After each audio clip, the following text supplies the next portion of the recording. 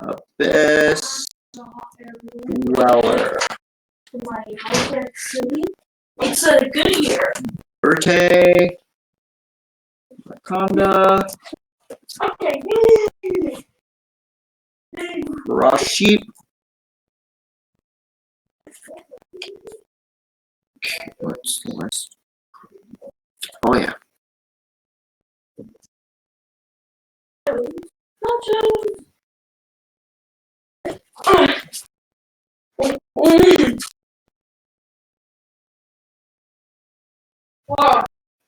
Hello. No.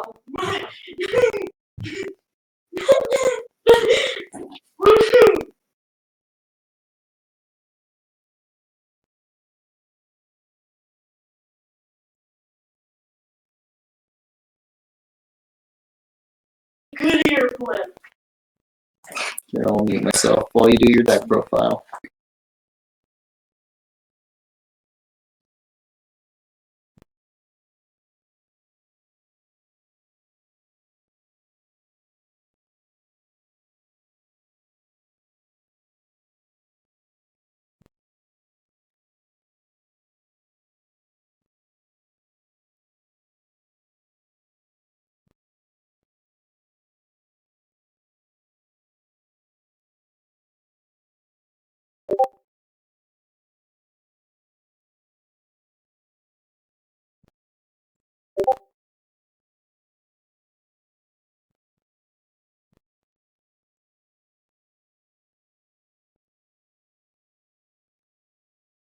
So my deck's a Fluffel deck.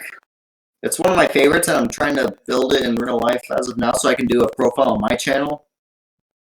Because, yeah, I like this deck a lot. And so we start off with 3 Fluffel Dog here. This is the Stratos of the deck. It's really good. Most of the time I'm going to be searching the cat off of it if I have polymerization in my hand, because that is that can give me 8,000 damage on the board instantly, so that's pretty good. We also got Fluffel. Oh, it's Protogen Jake. Yeah. So the next card on our list here is Fluffel Bear. 3 Fluffel Bear, of course, because it's Toy Vendor access. You never use its effect to get a poly from your grave, really, because you have to normal summon this thing most of the time, and you'd rather get Toy Vendor, because Toy Vendor is so much more of a plus. Then we run 2 Wings. Wings is an amazing card. If you got Toy Vendor on the field, which it's pretty easy to get Toy Vendor on the field with cards like Fluffel Bear, and since you get them in the graveyard a lot, Dolphin. You can just banish it into Fluffel, most of the time Bear, draw a card, pop your Toy Vendor and draw another. You're always going to pop your Toy Vendor and draw another, because then basically this thing becomes Rhoda and Pot of Greed, which is insane. Then we got 2 Fluffel Penguin. Fluffel Penguin, you can normal summon it and then get a special summon. So if you open this in Dog, it's actually pretty nice. You get 2 monsters on the board right away. That's nice. I'm only running 2 because, well, I just like having the 2 Dolphin, and plus it's less Penguins to buy. So you probably run like 3 Penguin and 1 Dolphin, but yeah, 2 Dolphin. This thing can grab a Toy Vendor from your grave and set it. And then also it can send a Fluffel or Gem Savers, which is pretty good. And then you can also send a Poly or Fusion card from your deck to the grave to use as Fusion Material. You're probably not going to use that effect. But, yeah.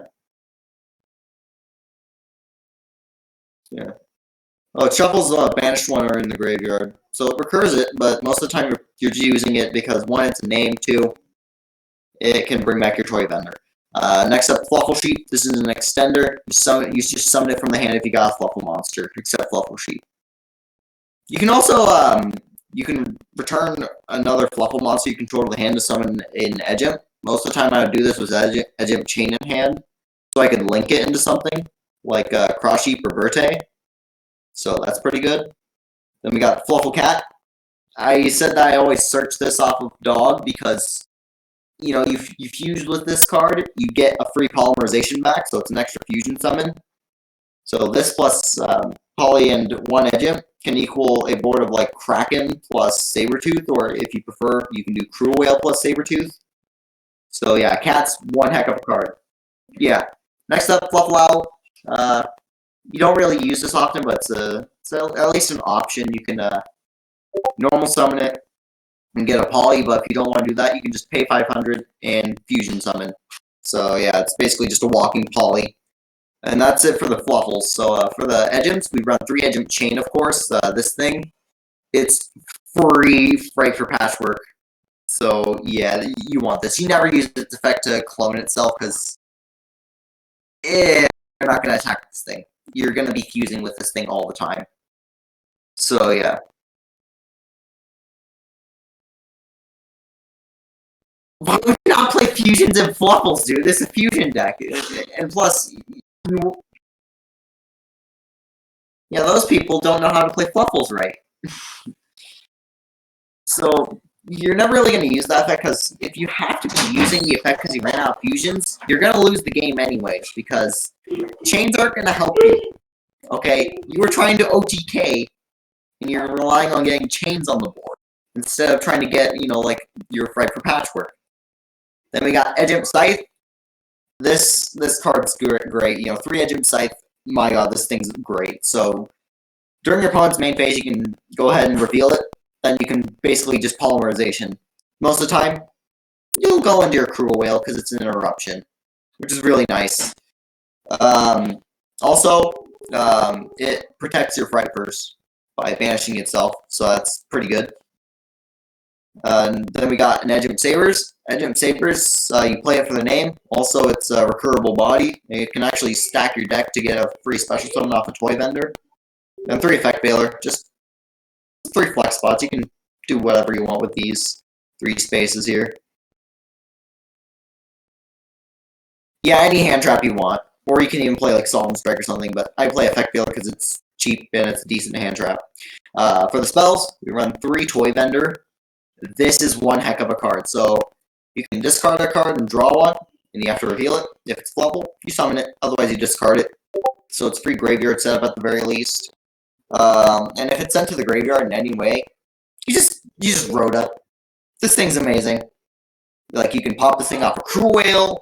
You can, of course, the Wings combo. There's also, of course, Foolish Burial Goods, which is our next card. So you just use this to thin your deck with Vendor, and then Vendor searches one, because Vendor's searching effect is not once per turn, my friends. So yeah, that's what Foolish Burial Goods is for. Next up, free Patchwork. If you're not playing free Patchwork, I don't know what you're doing. Because this card, so much advantage. Okay, you get an Edgem monster. Well, those people should try to get Patchwork in their build, because this card gives so much advantage, and it's searchable off a chain. And you really want to see this card. This card's always Ash for a reason, okay? Everyone saves Ash for this card for a reason. Because it gives you an extra card in your hand. You get an Edgem, which is the main problem when it comes to fusion summoning, because you have a lot of Fluffles, but yeah, you didn't have too many Edgems. And then also, you get a polymerization. Yeah, and then we've got like 15 Fluffles, so we're more likely to get we're more than twice than likely to get a Fluffle than an Edgem. So this makes the Edgem more consistent. And of course, it gets you polymerization, which is really good, because that's our main fusion spell here, as you can see. 3 polymerization.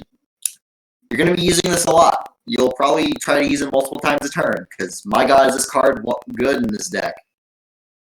Then we got 2 Fright for Fusion. Most people play 1, but I prefer 2. But you can cut like a Fright for Fusion out for something like a 3rd Penguin if you want. But I play the 2.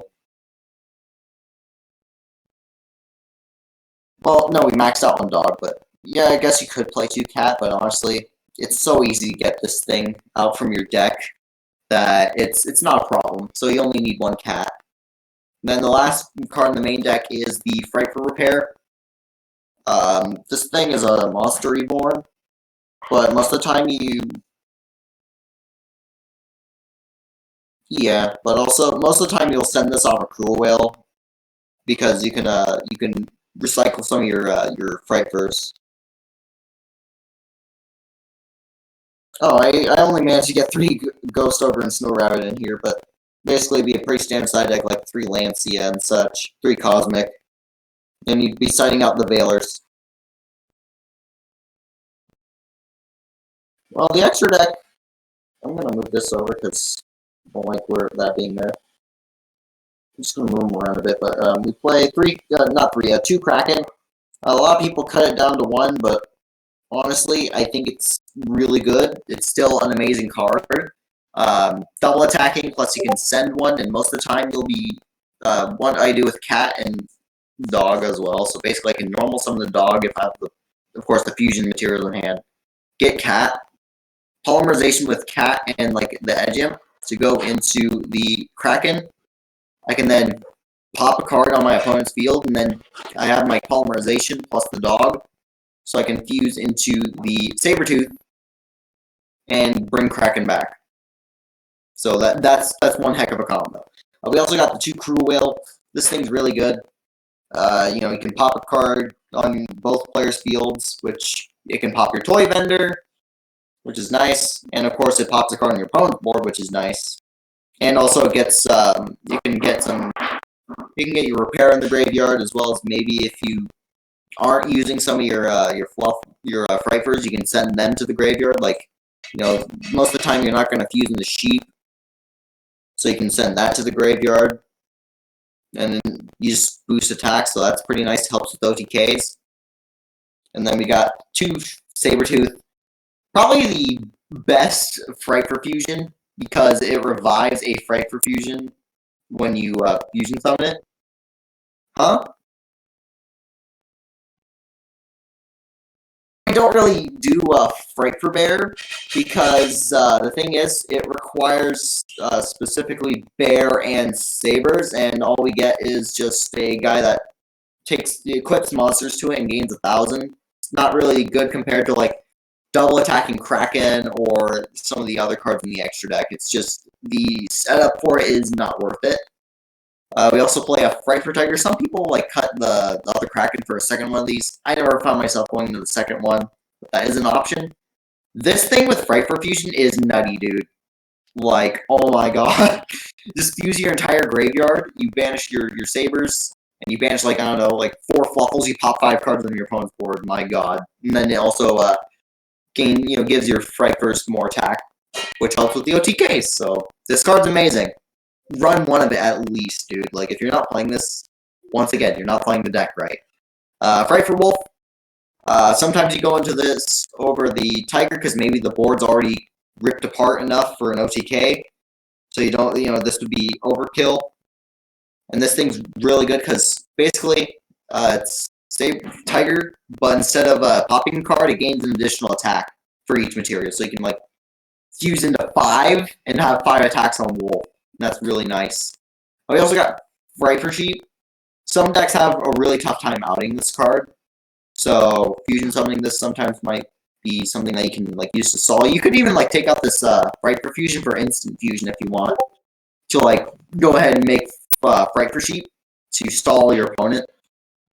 Then we got the Nightmare here. This is kind of another big beater. Benefits off of having a huge graveyard, and it gets more stuff in your graveyard, so this is nice.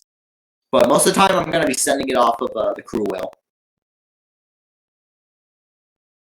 Yeah, the Xyz, we run 1 Dugaras because you can easily make Dugaras and then double your guy's attack and just OTK even easier. Even though it's super easy to get to 8,000, most of the time, that's not enough to OTK. So Dugaras just basically, it seals the deal. It makes the damage go all the way to 16,000 at least.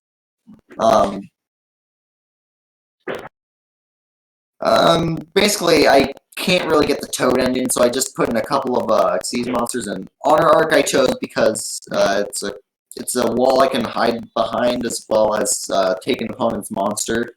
So yeah, and then Abyss Dweller shuts down graveyard decks. Like, my god, this thing just it's good. It's good. And then for the links, we've got Cross Sheep. I mean, it's a fusion deck. You're going to play Cross Sheep because free body comes back when you fusion under its arrows. That's really good. And that's mostly what you do. I mean, you can, like...